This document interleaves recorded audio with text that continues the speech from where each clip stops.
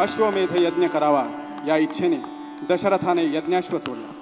पुढे एका संवत्सरानंतर तो यज्ञीय अश्व परत आला.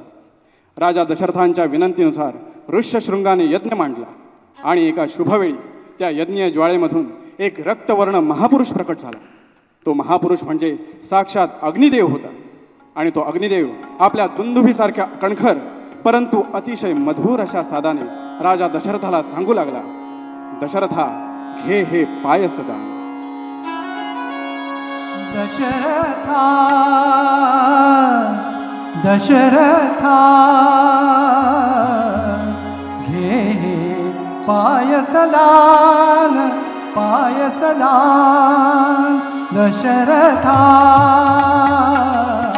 घे पायसदान पायसदान. तुझ्या यज्ञी मी प्रगट झालो, तुझ्या यज्ञी मी प्रगट झालो. माझा जन्मा दशरथा दशरथा दशरथा घे पायसदान पायसदान. दवयज्ञाची सांगता तृप्त झाल्या सर्व देवता. दवयज्ञाची सांगता तृप्त झाल्या सर्व देवता. प्रसन्न झाले पा तुझ्यावर, प्रसन्न झाले पा तुझ्यावर. श्री विष्णू भगवान दशरथा दशरथा दशरथा घे पायसदान पायसदान. श्री विष्णूंची आज्ञा म्हणून आलो मी हा प्रसाद घेऊन. श्री विष्णूंची आज्ञा म्हणून आलो मी हा प्रसाद घेऊन. या दानासी या दानाहून, या दानासी या दानाहून नसे उपमा. दशरथा दशरथा दशरथा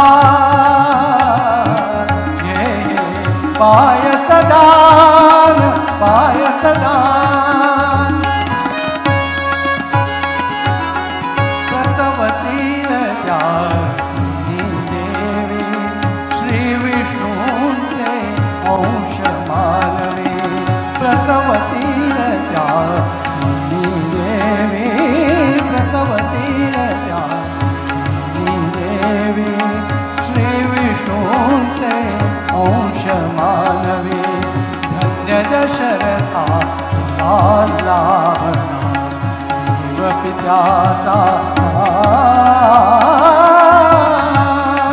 दशरथा दशरथा दशरथा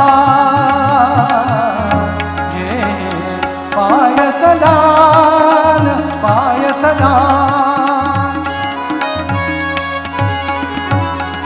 कृतार्थ दिसती तुझी लोचने, कृतार्थ मी तुझ्या दर्शने. कृतार्थ दिसती तुझी लोचने.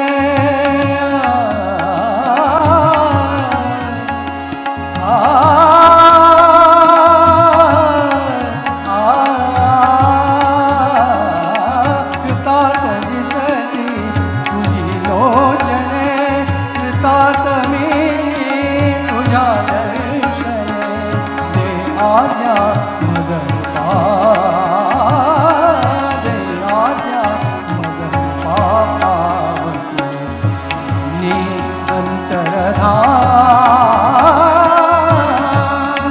दशरथा दशरथा दशरथा